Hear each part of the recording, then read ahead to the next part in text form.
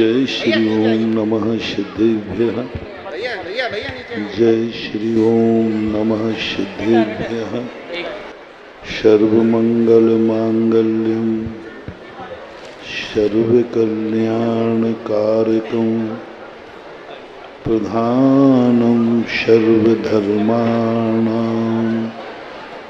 जैनं जयतु शासनम्। पंच परमेष्टि भगवान की आचार्य श्री गुरुवर कुंद कुंद महाराज की आचार्य श्री गुरुवर विद्यासागर महाराज की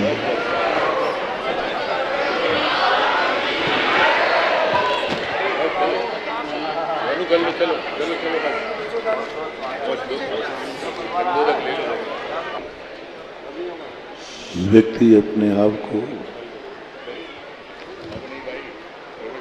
जितना समझदार बनाता जाता है, जीवन उसकी समस्या बनती जाती है। और जीवन ही जब समस्या बन जाए, तो कल आपने समझा था, उस जीव का समाधान कभी हो नहीं सकता, क्योंकि उसकी खुद की जिंदगी खुद के लिए समस्या बनती जा रही है। सब कुछ अच्छा होते हुए भी वह गर्त की तरफ चला जाता है,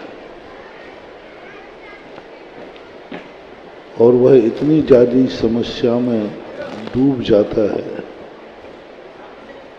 कि वो तो स्वयं निकल नहीं पाता, दूसरे लोगों को निकालने की भी सीमा खत्म हो जाती है।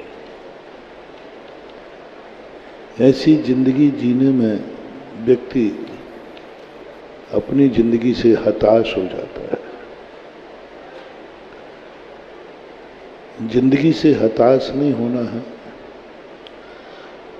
हमें ये विचार करना है कि हमारी खुद की जिंदगी समस्या क्यों बन गई है। हमारा खुद का जीवन हमारे लिए सुख देने वाला न होकर दुख देने वाला हो। जिस जीवन को पाने के लिए व्यक्ति देवता भी तरसते हैं, ऐसे जीवन को हम खोने के लिए तैयार बैठे हैं।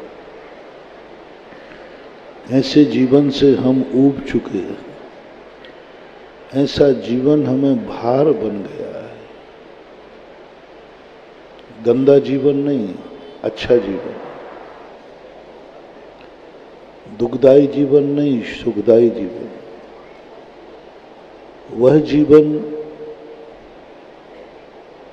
जिसे बड़े बड़े महान आत्माएं पाने के लिए तरसती हैं। बहुत बड़ी महान आत्मा 33 सागर के स्वर्गों में बैठे हुए देवता जिस मनुष्य पर्याय को तरसते हैं। सौधरविंद स्वर्गाधिपति तरसता है, और वही चीज हमारे लिए समस्या बन चुकी है। जिस क्रिया के लिए देवता अपने जीवन को पाने के लिए सब कुछ निछावर करने को तैयार है, वही क्रिया हमारे लिए दुखदायी लग रही है। हमेशा किसी भी धार्मिक क्रिया से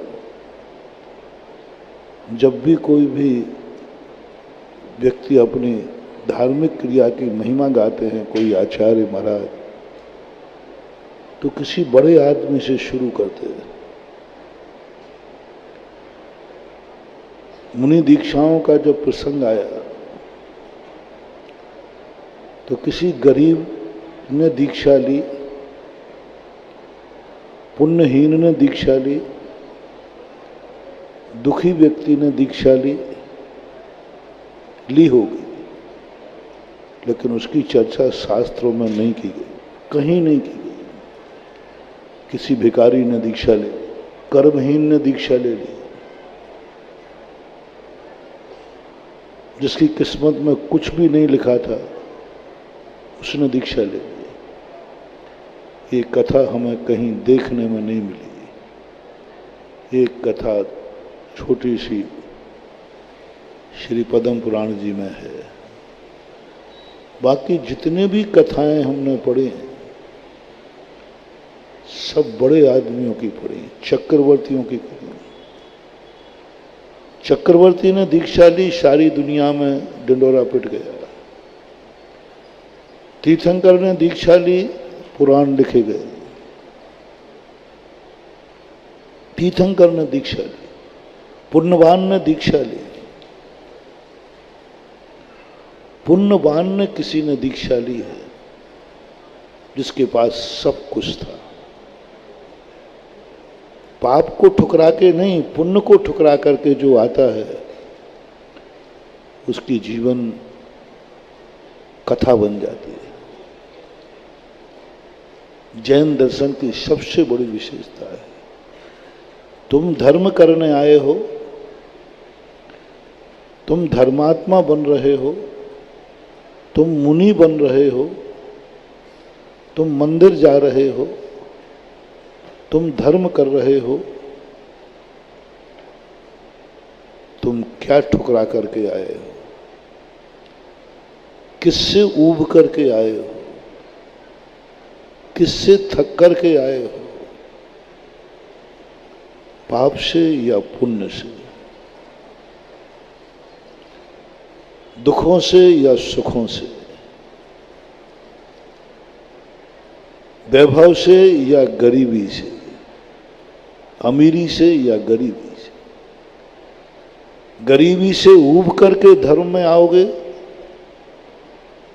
धर्म का दरवाजा तो खुला रहेगा, लेकिन तुम्हारी वह धर्म की क्रिया कथा नहीं बन पाएगी, क्योंकि वो व्यथा से भरी हुई है, उस पर पुराण नहीं लिखा जाएगा। और जो पुण्य से ऊब के आएंगे, अमीरी से ऊब के आएंगे,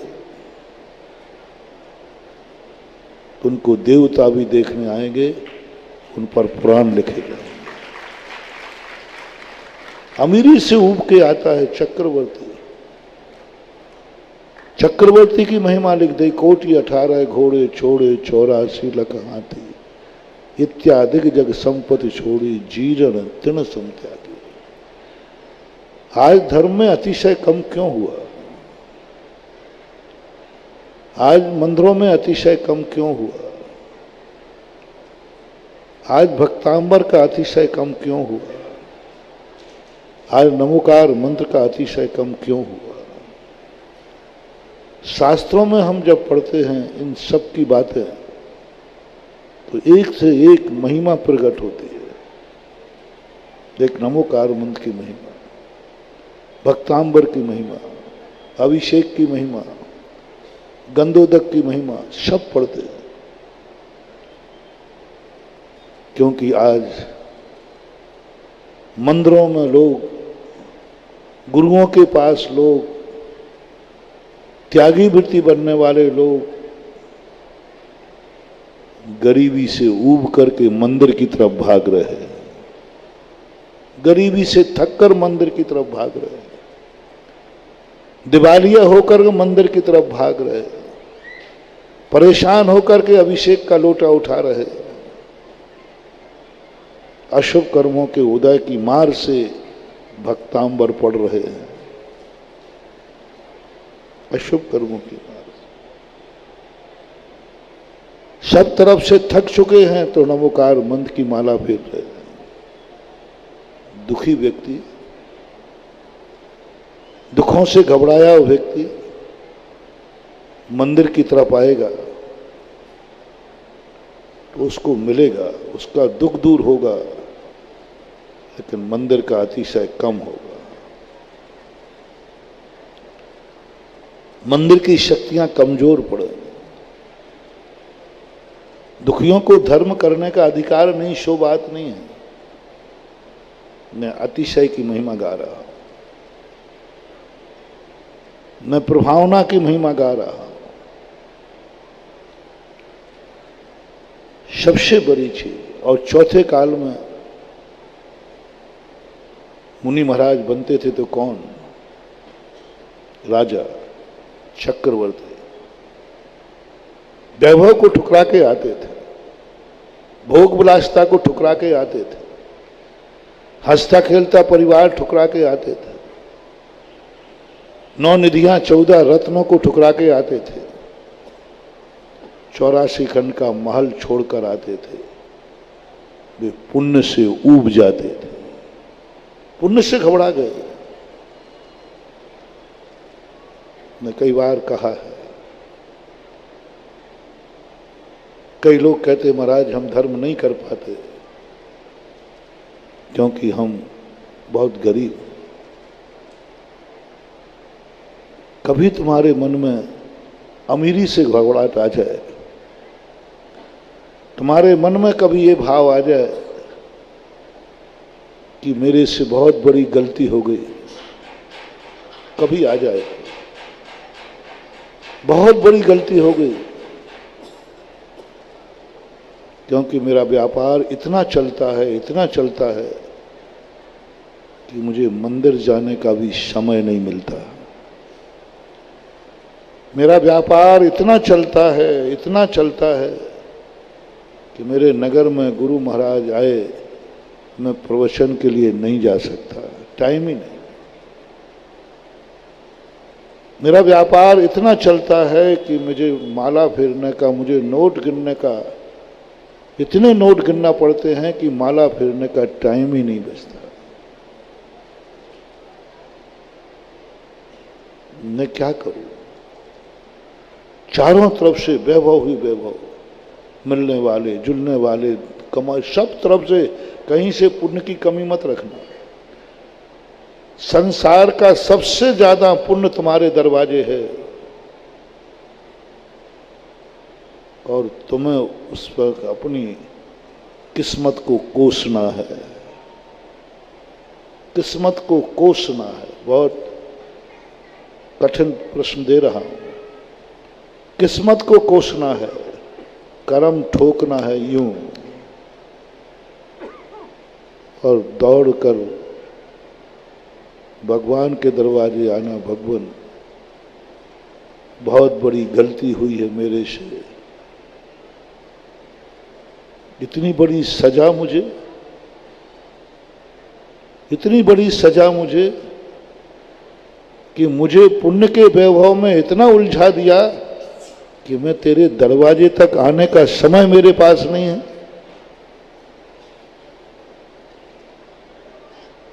मुझे पाप कर्म ने 2 प्रकार से धर्म दूर करता है तुम। एक तो इतने अशुभ कर्म का उदय दे देगा, इतना अशुभ बना देगा कि तुम मंदिर आने लायक ही नहीं रहोगे, आ ही नहीं सकोगे।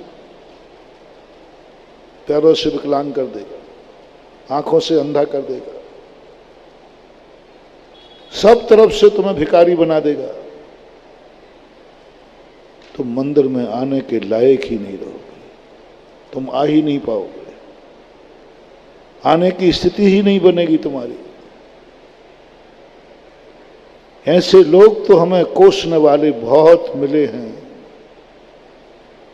हमें बहुत अंधे मिलते हैं जो कहते महाराज जी क्या मेरी किस्मत है, मैं आपका दर्शन नहीं कर सकता, मैं भगवान का दर्शन नहीं कर सकता।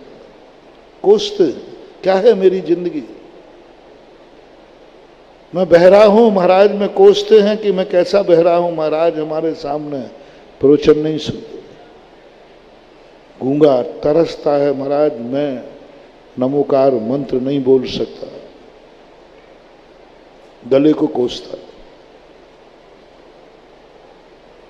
विकलांग कोसता है कि मैं महाराज शिखर जी की वंदना नहीं कर सकता, डोली में भी नहीं बैठ सकता, हालत ये सब मिले हैं कोसने वाले, सब कोसते हैं धर्म के लिए, अधर्म के लिए नहीं कहते। धर्म के लिए कहते हैं कि मैं कुछ भी नहीं कर सकता, हे प्रभु हे भगवान कम से कम इतना पुण्य तो दे दे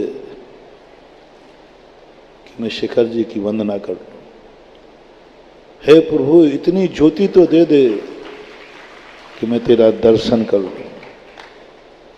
हे प्रभु इतना तो दे दे कम से कम कि मैं तेरे दरवाजे तक आ सकूं। हे प्रभु इतना तो दे दे कि मैं एक मुट्ठी भर पुंज अर्घ का तुझे चढ़ा सकूं। ऐसे अपनी किस्मत को कोसने वालों की कमी नहीं है दुनिया में, भरी पड़ी है, सारी दुनिया भरी पड़ी है, आप लोग सब भरे पड़े, अस्पतालें भरी पड़ी हैं। प्रतिदिन नियम लेने वाला देव दर्शन का अस्पताल में पड़ा कोसता है, भगवान क्या कर्म का उदय आया, आज मैं तेरे दर्शन के बिना खा रहा हूं, आज तेरी पूजन अभिषेक के बिना मैंने कभी नहीं खाया, आज मैं खा रहा हूं, ऐसा क्या मैंने पाप किया है। ये सब दुनिया भरी है, पूरा 3 लोग बड़ा नरक भरे हैं। नार की लोग दिन भर यही कोसते रहते 24 घंटे कि हे भगवान कौन सी पर्याय मुझे पाली, न यहाँ गुरु है न भगवान है न कुछ भी तो नहीं है। नीच कुल वाले कोसते हुए पाए गए कि हे भगवान अपनी किस्मत को कि मेरा कैसा नीच कुल में जन्म हुआ, मनुष्य हूं लेकिन मुनि को आहार नहीं दे सकता, नीच कुल है, अभिषेक नहीं कर सकता, मैं कुछ नहीं कर सकता।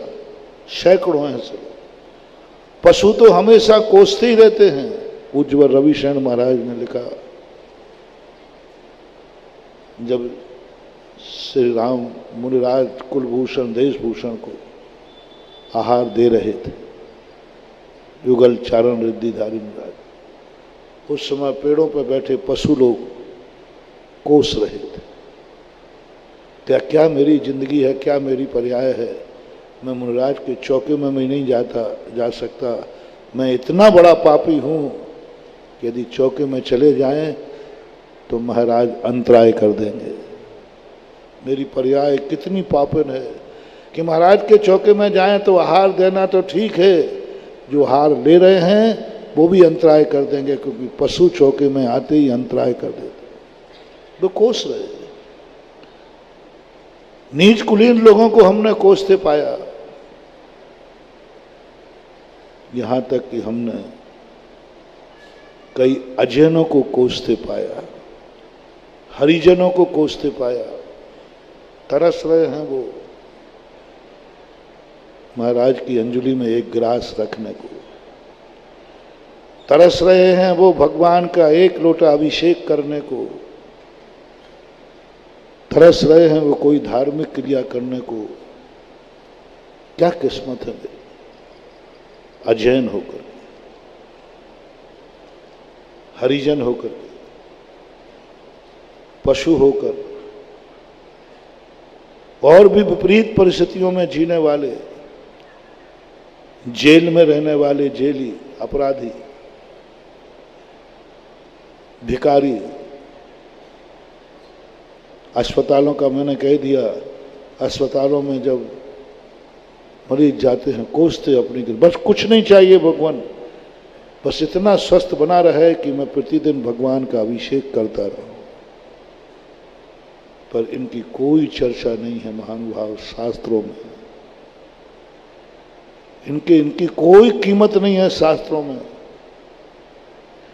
अंधा भगवान के दर्शन के लिए तरस रहा है, कोई चर्चा नहीं, कोई पूछने वाला नहीं, कोई चर्चा नहीं करेगा। आचार्यों ने ऐसे व्यक्तियों पर अपनी लेखली चलाने के लिए अयोग्य समझा। उन्होंने कहा ऐसे क्योंकि जीवन पर लिखना अपना समय बर्बाद करना है। क्योंकि ये कर्म के मारे हैं, दुख के मारे हैं। दुख के मार से और कर्मों की मार से यदि कोई धर्म की भावना करता है तो उसकी कोई कीमत नहीं की जाती, उस पर कुछ भी नहीं लिखा जाता, समझे ही नहीं। और आप शब्द देख लेना, अपने आप को शब्द देख लेना, आपका धर्म की प्रति रुचि 3 बातों से कर रहे हो। एक तो कर रहे हो अशुभ कर्मों की मार से, उनसे बचने के लिए। दूसरा कर रहा है कि आगे जाकर मेरे अशुभ कर्म उदय में ना आ जाए, मेरी दुर्गति ना हो जाए, इसलिए कर रहा। आज के प्रसंग में हमें वो धर्मात्मा चाहिए, वो धर्मात्मा चाहिए जिस पर पुराण लिखा जाए, जिस पर कथा लिखी जाए, जिससे मंदिर का अतिशय बढ़े, जिससे जिनेन्द्र देव का अतिशय बढ़े, भक्तांबर का अतिशय बढ़े, नमोकार मंत्र का अतिशय बढ़े, मेरे प्रवचनों का अतिशय बढ़े, मेरी वाणी का चमत्कार हो। वो करने वाला कौन है? वह व्यक्ति जो संपूर्ण प्रकार के सुखों से युक्त है, कोई कमी नहीं, धन की, दौलत की, परिवार की, शरीर की, आंखों की, कोई कमी नहीं। वो व्यक्ति कभी अपने घर में बैठे कोस रहा है कि भगवान मैं समझ गया, मैंने कुछ अच्छे कार्य किए थे, मैंने कुछ किया था, इसलिए आपने मुझे अशुभ कर्म के माध्यम से अपने को दूर नहीं किया, क्योंकि मैं आपका था। मैंने कुछ ऐसा किया है जो आप मुझे दुखी तो नहीं बना सके, कर्म मुझे गरीब तो नहीं बना सका, कर्म अंधा तो नहीं बना सका, लेकिन आपने मेरे पुण्य के कारण से मुझे इतना पुण्य दे दिया कि मैं इस पुण्य के कारण से तुम्हारे तक ना आ सकूं। ये तरीका है। कर्म की बहुत मोनोपोली है महानुभाव। धर्म के पास जितनी कूटनीति है, मैंने धर्म को देखा, सबसे बड़ा कूटनीतिज्ञ यदि कहीं है नीतियां तो धर्म के पास। तुम राजनीति में कहते हो, कूटनीति कहलाती है। इतनी बड़ी कूटनीति, इतनी बड़ी कूटनीति, उन्होंने एक व्यक्ति को ऐसे धर्म का दूर कर दिया, पाप कर्म का उदय देके नहीं, पुण्य कर्म का उदय दे दिया। इतना पुण्य दे दो, इतना पुण्य दे दो इसको मंदिर आने का समय ही ना मिले। इतने नोट पटक दो इसके घर में कि उनको गिनते गिनते शाम हो जाए, माला फेरने का समय ही न मिले। सावधान, जब कभी आपके मन में ऐसा भाव आवे कि मैं आज मंदिर नहीं जा पाऊंगा क्योंकि मेरा बहुत बड़ा लाभ होने वाला है, बहुत बड़ा लाभ होने वाला है, बहुत बड़े पुण्य का उदय आने वाला है,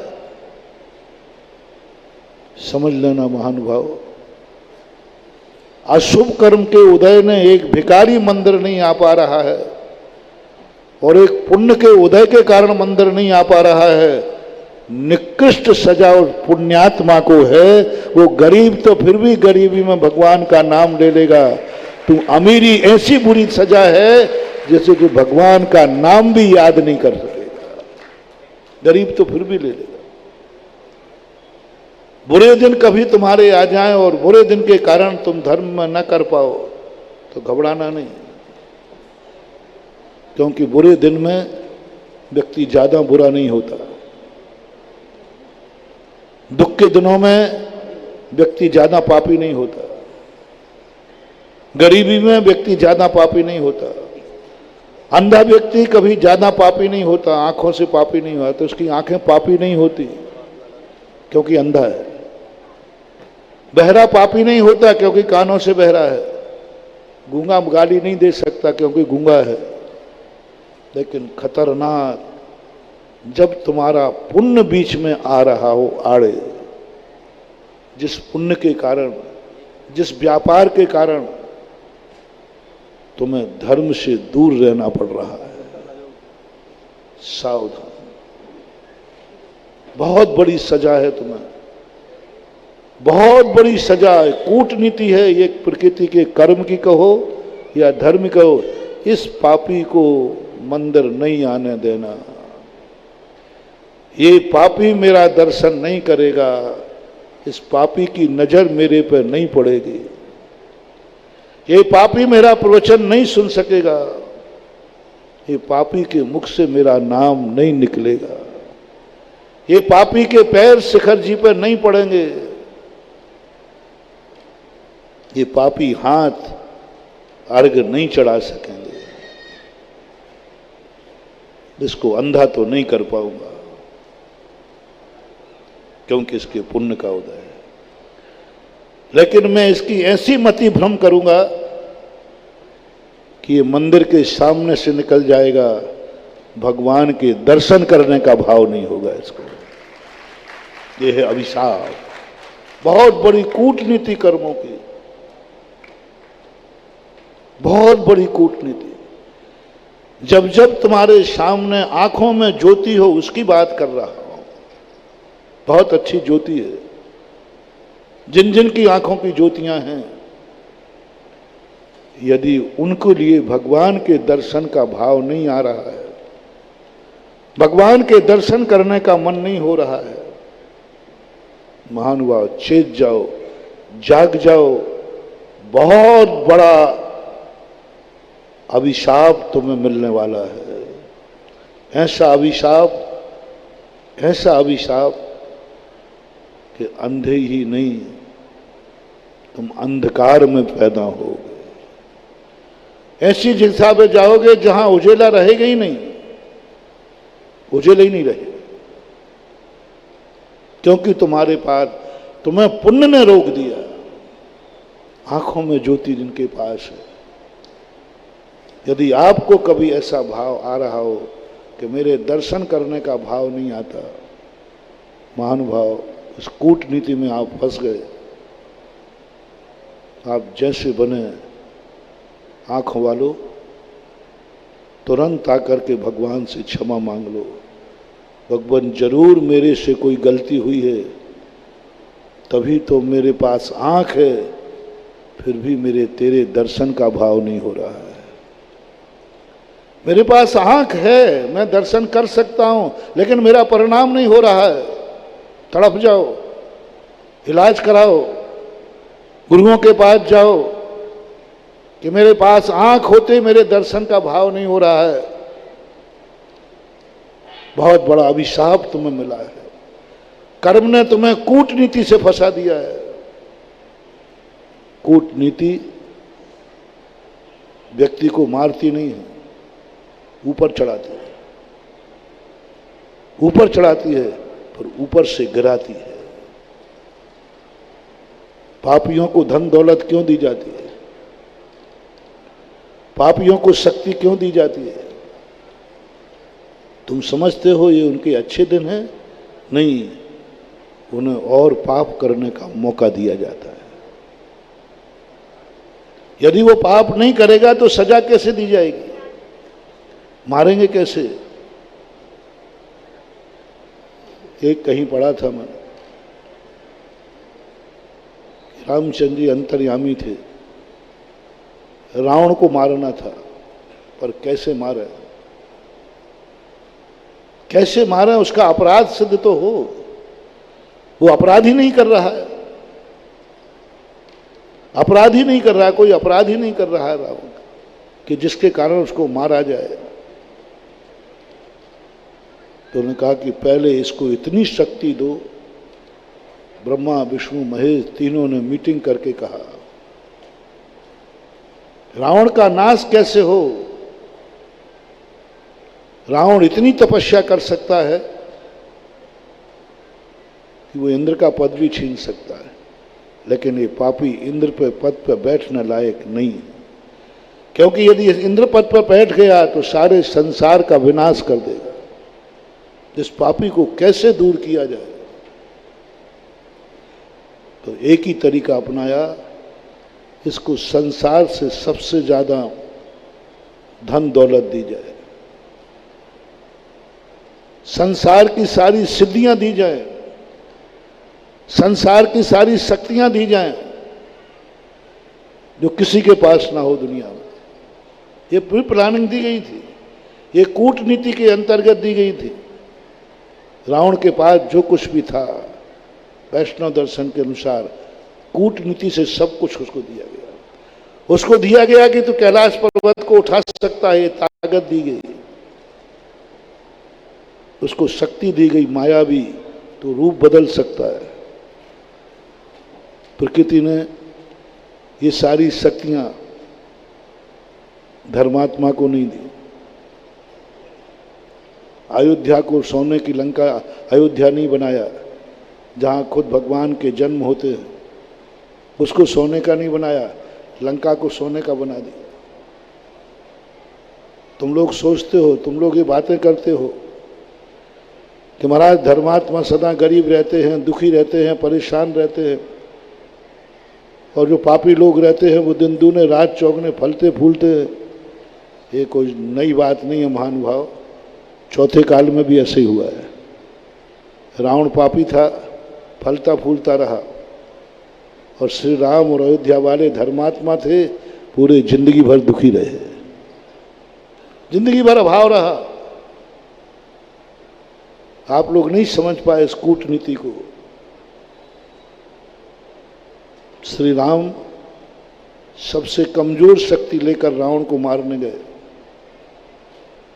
सेना भी साथ में नहीं थी, अयोध्या कोई धुरंधर शक्ति भी साथ में लेके नहीं गए, कुछ भी नहीं था, सबसे शक्तिहीन बनकर गए, वनवासी बन के गए।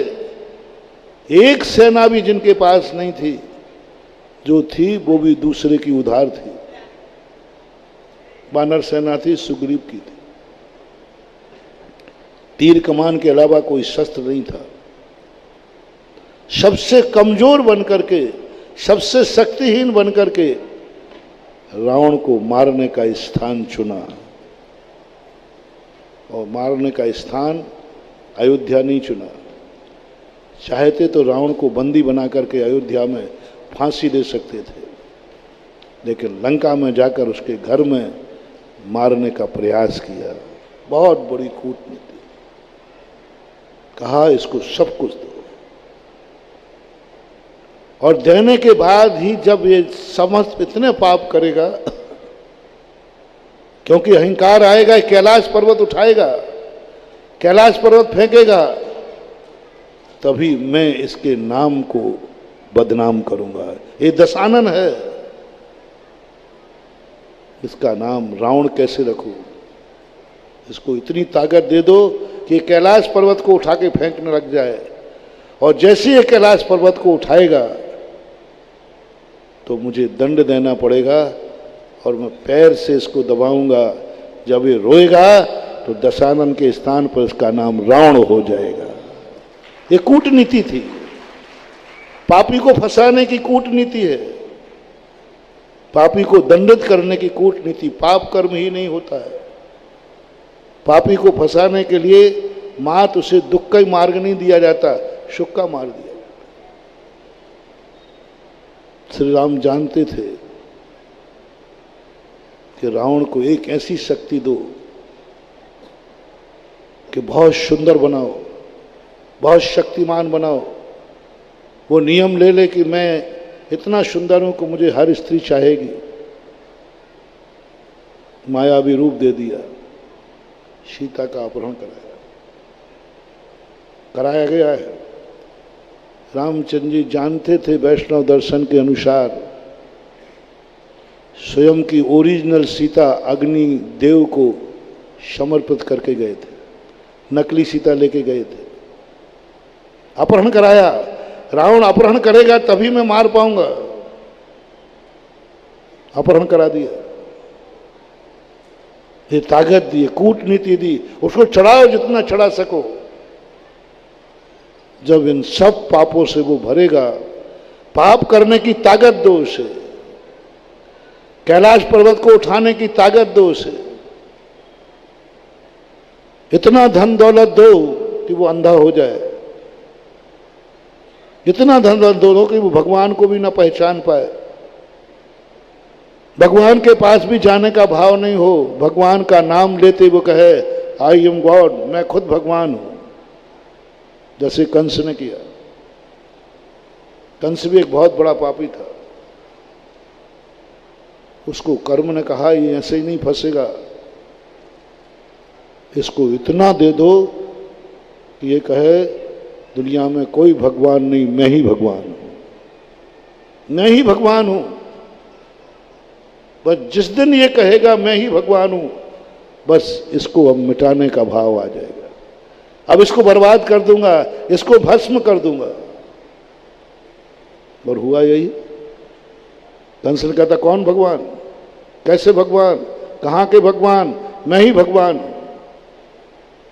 इतना उसको दे दिया, क्योंकि शक्ति भी थी, सब वैभव था, उसके सामने कुछ भी नहीं टिकता था। और जब उसने अपने आप को स्वयंभू माना, अपने बेटे तक के लिए, प्रहलाद के लिए भी उसने नकार दिया।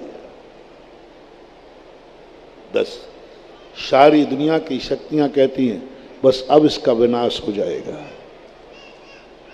अब ये ऐसे कर्म करेगा, इतने कर्म करेगा, ये धर्म से दूर भागेगा, इसका विनाश हो जाएगा। महानुभाव, मैं आपको लिए वो संकेत देना चाहता हूं, बड़े आदमियों से आज कहना चाहता हूं, गरीबों से नहीं, दुखियों से नहीं, जो बड़े आदमी, आंखों वाले आदमी, कानों वाले व्यक्ति, मुंह वाले व्यक्ति, पैरों वाले व्यक्ति, हाथों वाले व्यक्ति, धन दौलत वाले व्यक्ति, सब कुछ जिनके पास है, उनसे सावधान। वो बहुत बड़ी कूटनीति में तो नहीं फंस रहे हैं, वो कहीं इस अभिशाप में तो अभिशप्त नहीं है, कहीं उनके ऊपर रावण जैसी कूटनीति तो नहीं है, कहीं कंस जैसा अहंकार तो नहीं दे दिया तुम्हें। ये परीक्षा आप लोग करें, स्वयं अपने आप में सब लोग करें, शुरुआत करें वहां से कि कहीं तुम इतने ज्यादा धनवान हो, इतना अच्छा तुम्हारा व्यापार चलता है, माटी को छूते हो सोना होता है, उस कारण से तो कहीं तुम मंदिर नहीं आ पा रहे हो, पुण्य के कारण से, पुण्य के कारण से, पाप के कारण से नहीं। इतना पुण्य है बहुत ज्यादा, उस कारण से तुम्हारा मंदिर छूट रहा है, उस कारण से तुम्हारा प्रवचन छूट रहा है, उस कारण से तुम व्रत नहीं ले पा रहे हो, उस कारण से तुम नियम धर्म नहीं कर पा रहे हो, उस कारण से तुम माला नहीं फेर रहे हो।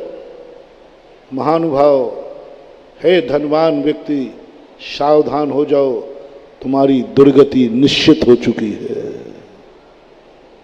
पूज्यवर उमा स्वामी महाराज तत्वार सूत्र में कहते हैं, वह वारंभ परिग्रह तुम नारकस्यायुषा, तत्वार सूत्र में पूज्यवर उमा स्वामी महाराज ने क्या सूत्र जाना। गरीब को नहीं कहा नरक जाने का, भिखारी को नरक जाने की बात नहीं कही,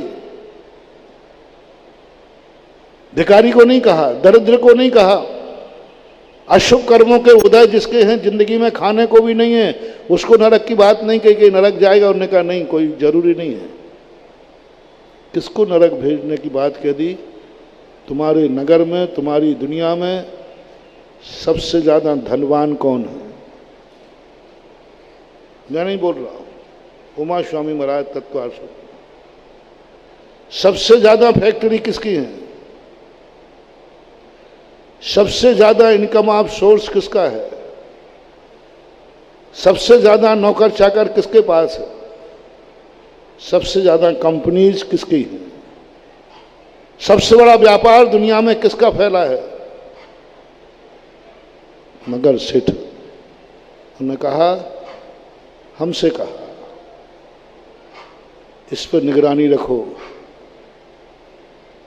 ये नरक जा सकता है,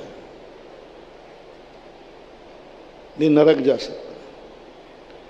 तुम लोग सोचते हो कि हम गरीबों की कम सुनते हैं, गरीबों का हमारे पास समय नहीं है, और है, आपका ये आरोप झूठा नहीं है। गरीबों के पास, दुखियों के पास, कर्महीनों के पास, कर्म फूटों के लिए कृपया करके मेरा समय बर्बाद न करें। मेरे पास आपके लिए कोई समय नहीं है। महाराज आप सीधी सीधी कह देते, इतने कठोर कैसे हो जाते? करूं क्या? 24 घंटे वही घेरे रहते जो कर्म फूटा है। मेरा व्यापार नहीं चल रहा है, मेरा धंधा नहीं चल रहा है, मेरा बीमार है, मेरी माँ बीमार, मेरी सासू बीमार। अरे 24 घंटे यही लोग आते हैं जिनके पाप कर्म के उदय हैं, उन्हीं से घिरा रहता हूं। इसलिए कहना पड़ता है कि कर्महीनों के लिए हमारे पास कोई समय नहीं है। कृपया करके मुझे ज्यादा परेशान न करें, क्योंकि जितना समय मैं तुम्हें दूंगा उतना समय यदि मैं अमीरों को दे दूंगा तो धर्म का भी ऊंचाइयां पहुंचेंगी और कुछ कल्याण होगा। जितना समय गरीब को दूंगा उतना अमीर को दे दूं। नहीं कर रहा हूं। महावीर की भी यही पॉलिसी थी। गरीब समोषण में पहुंच जाए तो कोई टाइम नहीं है, समय से क्यों नहीं आए?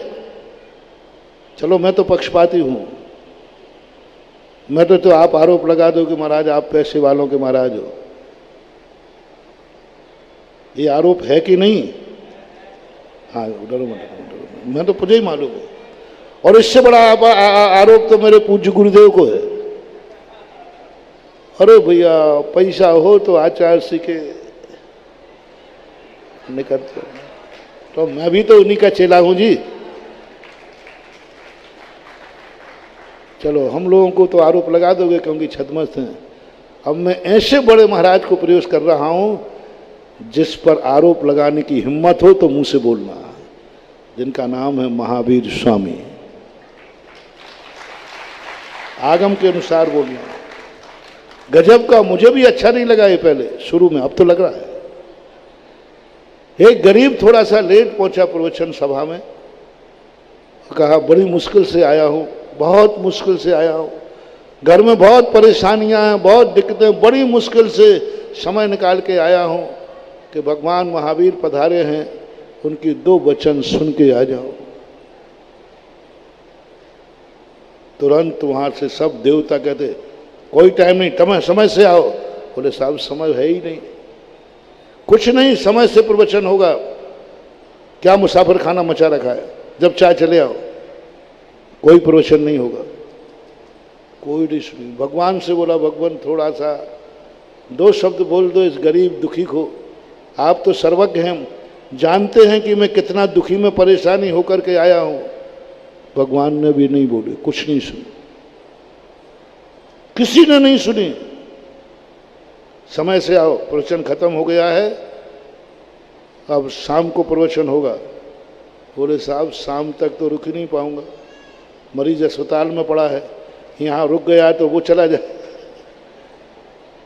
बहुत गिड़गड़ाया, रोया, कुछ नहीं सुनवाई हुई, कोई प्रवचन नहीं। समय तो समय है, सारे कानून गरीबों को होते हैं। ये परंपरा तुम्हारे, कई लोग कहते हैं महाराज जो भी कानून है सब गरीबों को लगते हैं, ये कोई बड़ी बात नहीं। समोषण में भी यही होता है, वे सर्वज्ञ है।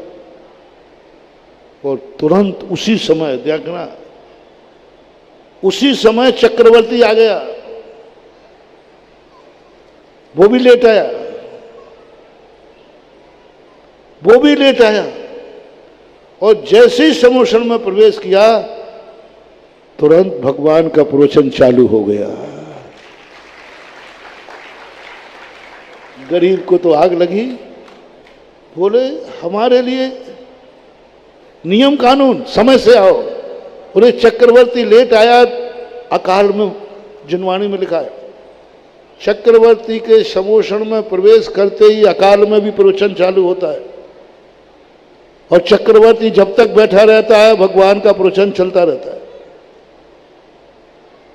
नियम से भगवान बिना बोले बिना कहे, चक्रवर्ती ने कहा भी नहीं, चालू हो जाए। गरीब कहता है भगवान मैंने तो समझा था कि आप पक्षपात से रहे थे, अरहंत भगवान है, ये साक्षात पक्षपात। 1 मिनट पहले मुझे कानून दिखाया जा रहा था और चक्रवर्ती आया तो इसके लिए कोई नियम कानून नहीं। अरहंत पक्षपाती नहीं होते महानुभाव। क्या कारण है? क्या कारण है? यही कारण है, गरीब नरक नहीं जाएगा, चक्रवर्ती की नरक जाने की पूरी संभावना है। तो जिनको नरक नहीं जाना उनको संभालूंगे, जो नरक जाए पहले उनको संभालू। कीचड़ में 2 व्यक्ति जा रहे हैं महानुभाव, एक बिल्कुल खाली हाथ जा रहा है और एक के ऊपर वजन है, और एक को हम बचा सकते हैं, एक को हम संभाल सकते हैं कीचड़ में गिरने से। आपकी राय है किसको संभालूं? बोलो। वजन लेके जाओ, उसको संभालो, नहीं तो वो और मुश्किल हो जाएगा। गिरेगा वो वजन भी उसके ऊपर गिरेगा, चकनाचूर हो जाएगा। जो खाली जा रहा है गिर भी जाएगा तो कपड़े ही गंदे होंगे, उठ के चल देगा। आपकी राय क्या है? दोनों में से किसको संभालूं? हाँ, तो आज के बाद गरीब लोग चुपचाप रहना।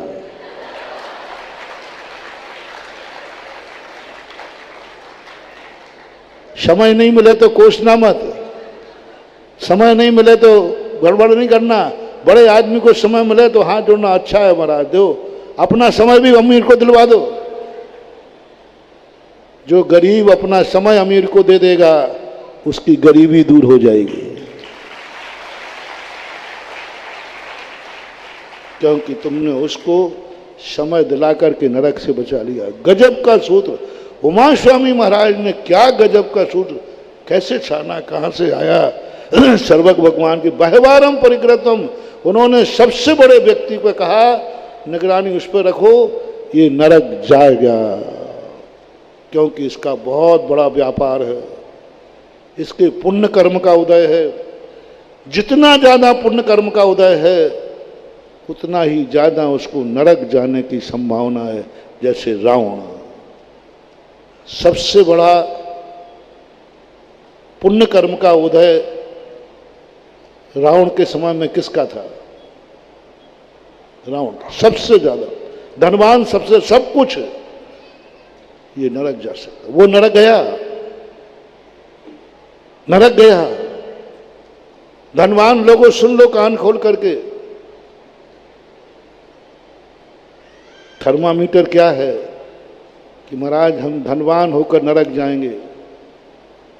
बस धनवान होकर के तुम कहीं धर्म से दूर तो नहीं हो रहे हो, तुम्हें अमीरी धर्म से दूर तो नहीं कर रही है। मोटिवेशन है। मैं धनवान को उपदेश दे रहा हूं, तुम्हें कैसे बचाए नरक से, कैसे बचाए दुर्गति से। भरी पालड़ी नीचे जाती, खाली ऊपर जाती है, इसी बात को स्पष्ट रूप से तुला हमें बतलाती है। तुम्हारी भरी पालड़ी है, तुम बहुत पुण्य लेके आए हो, पर महाराज आपको चिंता करने की जरूरत क्या पड़ी है? बड़े आदमी नरक जाएं तो जाने दो ना, क्या फर्क पड़ता है? नहीं, इसलिए पड़ी है कि आज जो जो बड़ा आदमी है वो अतीत का धर्मात्मा था। मैं बड़े आदमी को नहीं बता रहा हूं, अतीत में उसने दान दिए हैं, अतीत में उसने मुनि महाराजों की सेवा की है, तभी ये शक्ति पाई है। रावण कोई कम धर्मात्मा नहीं था। बिना किमिक्षित दान दिए तब सोने की लंका मिली। मुनियों की सेवा की, भैयावृत्ति की, तब वो किसी काया पाई। रोगियों की सेवा की, तब निरोग हुआ। एक साथ शक्ति नहीं होकर के भी अनेक लोगों की सहायता की, तब विक्रिया रिद्धि पाई उसने। हर अमीर आदमी अतीत का धर्मात्मा है। वो हमें दिख गया, अरे ये तो कल का बहुत बड़ा धर्मात्मा है, इसे बचाओ, इसकी थोड़ी सी भूल हो रही है, थोड़ी सी धूल हो रही है। अतीत का धर्मात्मा है, वर्तमान में ये पापी हो रहा है, ये कूटनीति में पड़ गया है, ये कर्मों के नशे में पड़ गया है, ये पुण्य के नशों में फूल गया है, ये पुण्य के नशे ने इसको गाफिल कर दिया है, इसे बचाओ, क्योंकि ये अतीत का धर्मात्मा है। माँ बाप की बात मानना चाहिए या नहीं? नीति बोलो। मानना चाहिए। माँ बाप जो करें वही करना चाहिए, नीति बोलो। करना चाहिए। तो सज्जन ने क्या गलती की? माँ बाप रात में खा रहे थे, उसने खा लिया। उसके गुरु रात में खा रहे थे, उसने खा लिया। उसकी जाति रात में खा रही थी, उसने खा लिया। सब रात में खा रहे थे। बाप शराब पी रहा था, उसने पी ली। शेर मांसाहार कर रहा था, शेर के बच्चे ने मांसाहार कर लिया। कौन सा पाप कर लिया? हर व्यक्ति अपने बाप की नकल करता है। शेर मांस खाता था, बच्चे ने मांस खा लिया। बाप की नकल दुनिया करता है, अच्छे बच्चे का लक्षण है। डाब खा रहा था, सब लोग खा रहे थे, उनके गुरु खा रहे थे, उसने गांजा पी लिया क्योंकि गुरु भी गांजा पी रहे थे, उसके बाप भी गांजा पी रहे थे, भविष्य के बीड़ी पी रहे थे, बेटे ने पी लिया। कौन सा पाप कर लिया? बाप की नकल करिए। ओरिजिनल लड़के की ये स्वभाव होता है, जो बाप करेगा वही बेटा करेगा। बाप गुटखा खाता था, उसने खा लिया। कौन सा गुनाह कर लिया? अच्छे बेटे का लक्षण होता है। शास्त्रों में कहा था, उसने कर लिया, मना नहीं किया था। उसको मात्र रात्रि भोजन का पाप लगेगा। 5 पुण्य किए हैं उसने। पहला पुण्य अपने बाप की नकल की है, दूसरा उसने अपनी जाति की नकल की है, तीसरा उसके गुरु की नकल की, गुरु भी कर रहे थे, शास्त्र भी, सब उसके पक्ष में थे। एक पाप किया है कि उसने अपना विवेक नहीं लगाया।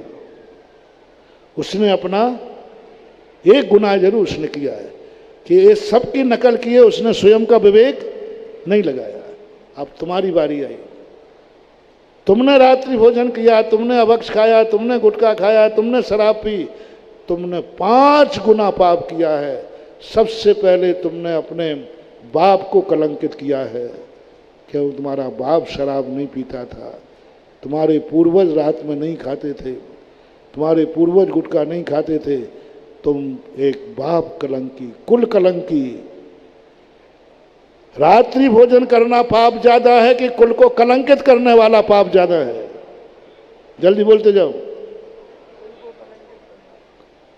रात्रि भोजन का पाप, शराब का पाप, गुटखा का पाप इतना बड़ा नहीं है। तुमने कुल को कलंकित किया है, तुमने पूर्वजों को कलंकित किया है, पूर्वजों की इज्जत को तुमने धूल में मिलाया है। दूसरी बात, आपकी जाति में वैलिड नहीं है शराब, मांस, रात्रि भोजन आदि, ये वैलिड नहीं है। तुमने जाति को कलंकित किया है। शराब पीने का पाप ज्यादा है कि जाति को कलंकित करने का पाप ज्यादा है? तीसरा कारण, आपने अपने गुरु को कलंकित किया है, गुरु की उल्लंघन किया है। गुरु नहीं करते हैं, गुरु ने मना किया था, शराब मत पीना, गुटखा मत खाना, रात में मत खाना, ये महाराज ने कहा था। तो तुमने रात्रि भोजन करना, शराब पीने में इतना बड़ा पाप नहीं है। सबसे बड़ा पाप है गुरु की आज्ञा का उल्लंघन करना, उसको कलंकित किया तुमने, गुरु को कलंकित किया है। चौथा कारण है, आपने जिनवाणी माँ को कलंकित किया है। आपकी माँ कौन है? जिनवाणी ने आज्ञा दी है कि नहीं दी? जिनवाणी में जब आज्ञा नहीं है तो आपने जिनवाणी को कलंकित किया, गुरु को कलंकित किया, जाति को कलंकित किया, कुल को कलंकित किया, अपने पूर्वजों को कलंकित किया। ये 5 गुना पाप जब गुणा किया जाएगा तो मल्टी गुणा करना, गुणा पर गुणा करना, तुम्हारा पाप कितना हो गया। उसका पाप रात्रि भोजन का है अकेला। तुम्हारा पाप रात्रि भोजन से जितना है उससे दूना अपने पूर्वजों की परंपरा को कलंकित करना, उससे दूना जाति को कलंकित करना, उससे दूना गुरु को कलंकित करना, उससे दूना जाति को कलंकित करना। अब बचो बेटा जैनी, कहां जाओगे? नहीं बच पाओ। इसलिए आप लोगों से सबसे बड़ा कहना है, कोई जरूरी नहीं है कि तुम सब कुछ पाने के बाद तुम्हारी सदगति होगी। ये मत समझना कि जैनी सदा स्वर्ग ही जाते हैं। यदि जैन मार्का की रक्षा नहीं कर पाए तो सबसे ज्यादा जैनी, अजैन को भली रोक दिया जाएगा, जैनी को सबसे पहले दुर्गति कराई जाएगी। इसको अभिशाप मत मानना, ये जैन धर्म का अतिशय है। क्योंकि तुमने जैन मार्का, तो आज सबके लिए जिसने जैन मार्का लिया है वो जैन मार्का की इज्जत रखना है, कीमत रखना है। मैंने आज शराब छोड़ने की बात नहीं कही, मैंने जैन मार्का की इज्जत रखने की बात कही है।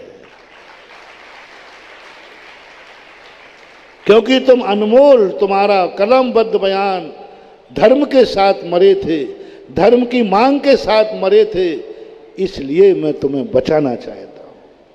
इसलिए मैं जैनियों को उपदेश ज्यादा देता हूं। मेरी सभा में जैनियों की संख्या ज्यादा होती है। उसका मूल कारण है कि दुर्घटना होने की संभावना जैनी को ज्यादा है, और जिसकी दुर्घटना होती है उसी को समझाया ज्यादा जाता है। आपको शायद मैंने कोई विलायती भाषा में तो नहीं समझाया, समझ में आ रहा है आगरा वालों? आज तो बाहर के लोग भी हैं, लेकिन आगरा में आके सब पागल तो नहीं हो जाते? हाँ, पर कितनी बड़ी बात आज आपको कही, इसलिए सब कर आपका समय हो गया। इतने कह के महावीर भगवान ने की।